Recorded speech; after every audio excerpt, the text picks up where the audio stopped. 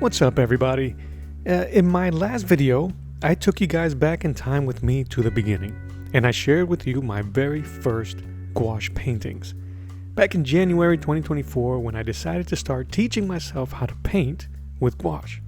And not only did I want to revisit them, but I wanted to reimagine and repaint them. And if you haven't done so, make sure you watch that video first and check out how I did this Cyclops redo. But today, I'm excited because we'll be tackling the bounding blue bomber, Hank McCoy.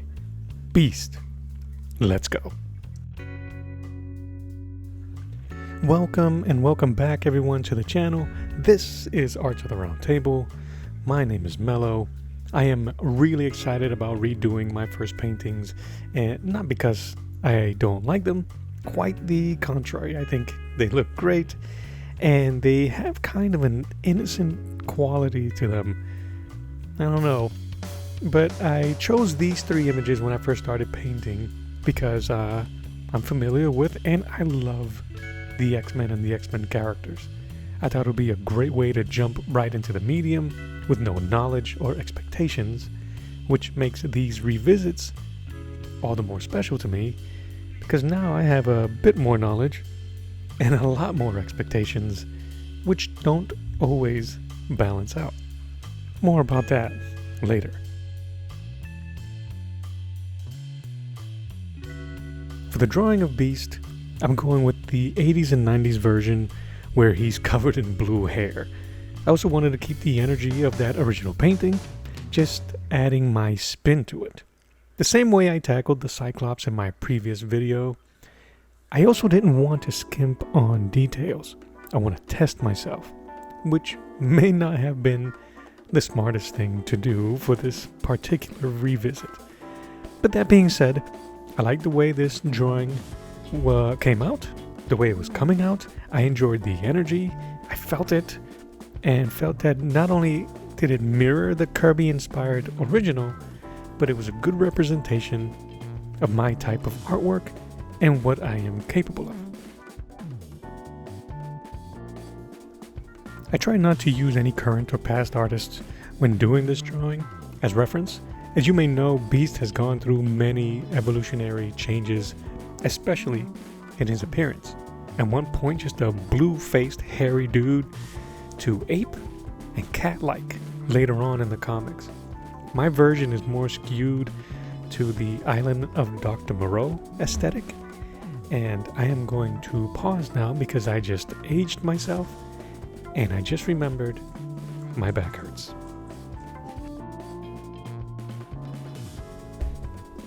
During the inking is really where I kind of went off. In hindsight, a bit too much, if I'm honest, but I was having a good time and I was really pushing the boundaries of what I felt I was capable of.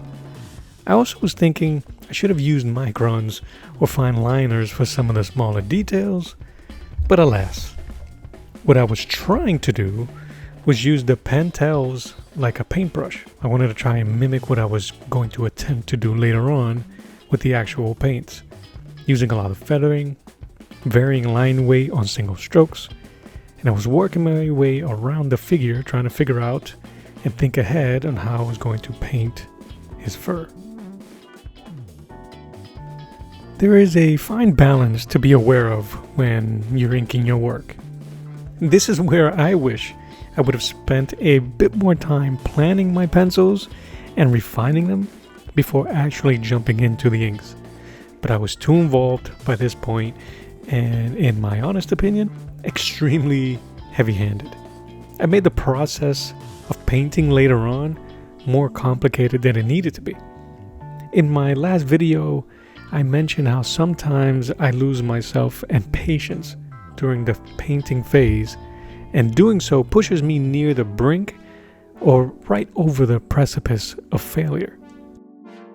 Here I had the patience because this took a while, but I didn't do the planning.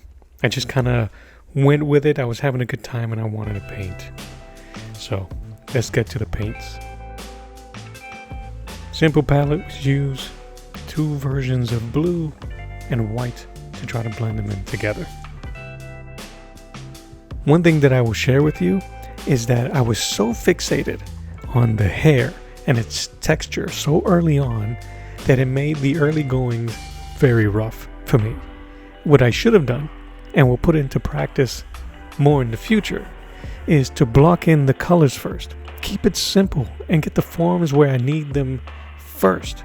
And once that's settled, refine with smaller, more deliberate strokes. That is Gouache 101, and may be the single best lesson to learn, and I overlooked it on the first pass.